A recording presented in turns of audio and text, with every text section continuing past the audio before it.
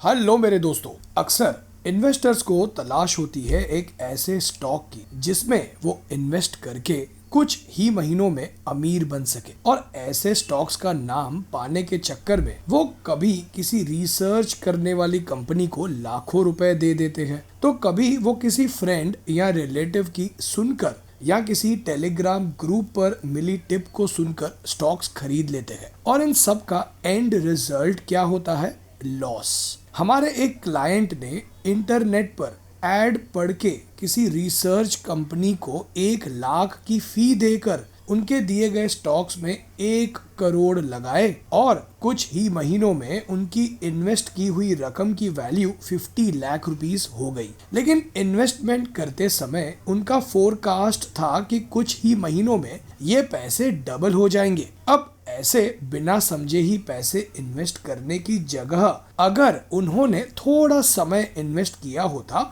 और उन स्टॉक्स का एनालिसिस किया होता और अपने रिस्क एपेटाइट को समझकर रिस्क को मैनेज किया होता, तो शायद वो अपना लॉस रिड्यूस कर सकते थे। क्या आप किसी ऐसे इंसान को जानते हैं जिनका ऐसा लॉस हुआ हो? तो कमेंट करके बताइए हमें। दोस्तों, आज से कुछ 20 इयर्स पहले अगर किसी कंपनी पर रिसर्च करना होता था तो उस कंपनी का मोटा एनुअल रिपोर्ट पढ़ना पड़ता था और balance sheet, cash flow statement और प्रॉफिट एंड लॉस स्टेटमेंट से कुछ नंबर्स समझकर कंपनी की राइट वैल्यू फाइंड करके उनमें इन्वेस्ट करना पड़ता था। लेकिन अब ऐसा नहीं है, और आप किसी भी अच्छे स्टॉक स्क्रीनर पर कुछ कंडीशंस डालकर एटलीस्ट कुछ अच्छी कंपनी के स्टॉक्स को आसानी से फिल्टर आउट तो कर ही सकते हैं। So in this video let's try to understand कि कुछ लेजेंडरी इन्वेस्टर्स पैसे इन्वेस्ट करने से पहले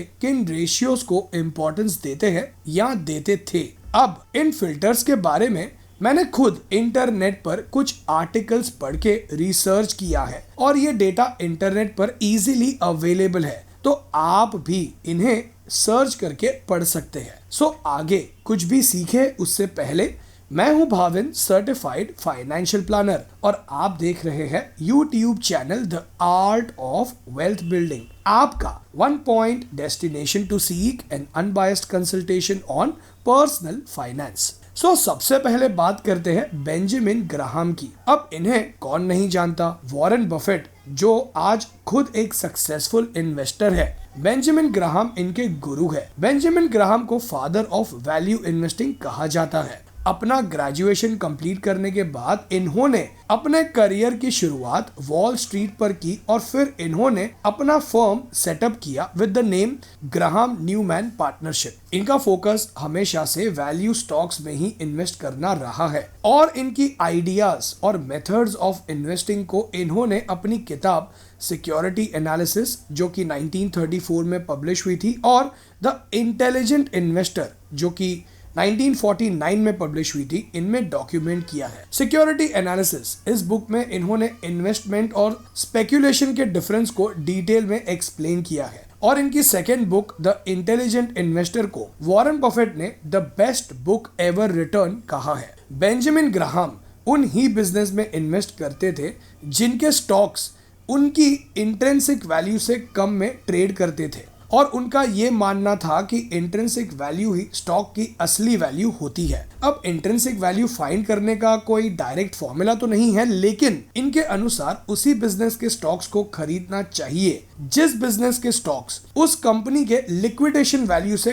कम पर ट्रेड हो रहे हो। इन सिंपल टर्म्स, कंपनी के टैंजिबल एसेट्स की वैल्यू इतनी ज्यादा है कि अगर बिजनेस बंद भी करना हो तो एसेट्स को बेचकर पैसों को रिकवर किया जा सके। और ऐसी कंपनीज में मार्जिन ऑफ सेफ्टी ज्यादा होने के कारण इन्वेस्टर्स को ज्यादा रिटर्न्स तो मिल ही सकते हैं, लेकिन लॉस होने के चांसेस को रिड्यूस भी किया जा सकता है। बेंजामिन ग्राहम की एक और वैल्यू इन्वेस्टिंग टेक्निक है, that is known as net net principle. इस टेक्निक के अनुसार उन ही बिजनेस के स्टॉक्स में इन्वेस्ट करना चाहिए जिनके लिक्विड एसेट्स जैसे कैश या कैश इक्विवेलेंट्स बिजनेस का सारा कर्जा क्लियर करने के बाद कंपनी के मार्केट कैप से ज्यादा है। इनके कुछ बहुत ही फेमस कोट्स है, जैसे in short run the market is voting machine but in the long run it is a weighing machine. एक और कोट की बात करें तो If you are shopping for common stocks, choose them the way you would buy groceries, not the way you would buy perfume. So now let's understand the filters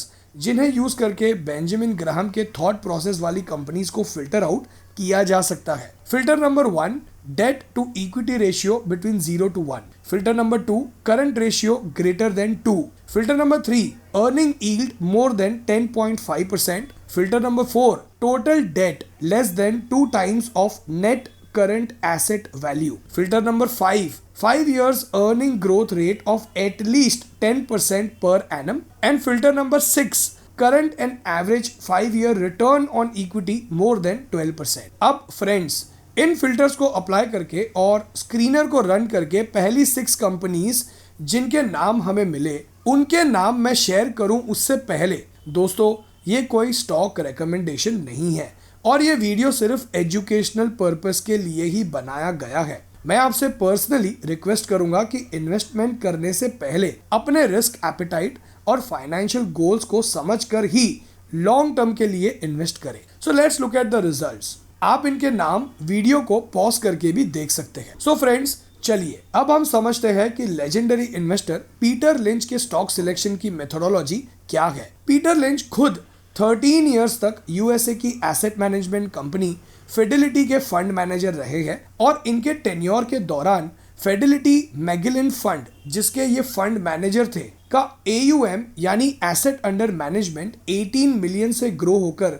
14 billion हुआ और इस fund ने investors को 29% का return दिया इन 13 years में. और जिन investors ने इस फंड में इनिशियल डेज में अपने पैसे इन्वेस्ट किए उनकी वेल्थ 27 टाइम्स से ग्रो हुई, विच मीन्स के $100 के वैल्यू की इन्वेस्टमेंट बढ़कर $2,700 हो गई. पीटर लिंच की इन्वेस्टमेंट मेथोडोलॉजी उन सेक्टर्स के कंपनीज पर फोकस करती है जो टेम्पररीली अनपॉपुलर है due to some external circumstances. For example, auto sector in India due to chip shortage and high oil prices. Plus, Peter Lynch investment ideas को day to day experiences से भी ढूंढते हैं, जैसे लोग कौन से ब्रांड के कपड़े प्रेफर करते हैं या कौन से कंपनी का मोबाइल नेटवर्क यूज करते हैं और फिर वो इन कंपनीज को डिटेल में समझते हैं. इनका एक बहुत ही फेमस कोट है, everyone has a brain power to follow the stock market. If you made it through 5th grade math you can do it. Lynch का मानना है कि अगर एवरेज रिटेल इन्वेस्टर को स्टॉक रिसर्च करने के सही तरीके सिखाए जाए तो चांसेस है कि वो एक प्रोफेशनल फंड मैनेजर से भी अच्छे स्टॉक्स सिलेक्ट कर सकते हैं. और इन तरीकों के बारे में इन्होंने अपनी 3 books one up on wall street, beating the streets और लर्न टू अर्न इनमें समझाया है. लिंच कहते हैं कि रिटेल इन्वेस्टर्स को फंड मैनेजर्स के कंपैरिजन में कुछ एडवांटेजेस होते हैं जिसकी वजह से वो अच्छे स्टॉक्स सिलेक्ट कर सकते हैं, जिसमें से एक एडवांटेज है absence of any restriction. Mutual fund managers बहुत ज्यादा रिस्क और कम मार्केट कैप वाली कंपनीज में इन्वेस्ट नहीं कर सकते हैं, एज उन्हें रेगुलेटर्स जैसे सेबी के रूल्स को फॉलो करना पड़ता है. लेकिन एक रिटेल इन्वेस्टर पर किसी भी बिजनेस के स्टॉक को सिलेक्ट करते समय ऐसा कोई भी रिस्ट्रिक्शन नहीं होता है और वो डे टू डे इंटरैक्शन के बेसिस पर भी स्टॉक सिलेक्ट कर सकते हैं. तो अब अगर हम इन फिल्टर्स को अप्लाई करें तो हम पीटर लिंच के थॉट प्रोसेस वाली कंपनीज को फिल्टर आउट कर सकते हैं. अगेन, ये स्टॉक्स सिर्फ एजुकेशनल पर्पस के लिए ही है और प्लीज आप इसे इन्वेस्टमेंट एडवाइस मत समझिएगा. Filter number 1, 5 years earning growth more than 15% but less than 30%. Filter number 2, debt to equity of less than 1. Filter number 3, return on equity of more than 15%. Filter number 4, PE, which is price to earning of less than 15. Filter number 5, institutional holding less than 30%. And filter number 6,